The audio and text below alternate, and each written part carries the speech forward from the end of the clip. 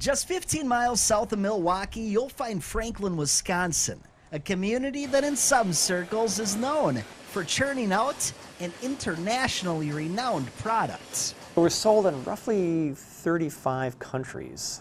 Here at the Carmex production facility, the soothing smell of menthol takes the cold cut of Wisconsin's winter right out of the air. It's the weather that really drives our sales. Every year, about 80 million jars, sticks, and squeeze tubes of Carmex are produced here and shipped out. Somebody here once said that we're putting the name Carmex on people's lips around the world.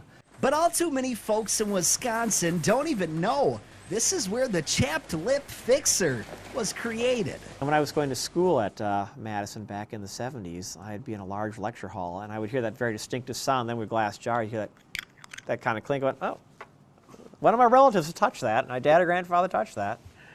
Back in 1926, Paul Welbing's grandfather created Carmex right here in the burbs of Milwaukee. I asked him once, well, how long did it take you to come up with the formula? And he said, about 2 weeks. In the late 1920s, Welbing began pushing his product door to door to any and all pharmacies within his reach. He would just drive it around the Midwest and try to sell it. He thought, if I can sell 1 jar per pharmacy within a day's drive, I can probably make a living. So he did. Today, Carmex has shaped into one of the top-selling lip balms in America. It employs nearly 200 employees in Franklin, and it's still family-owned and orientated.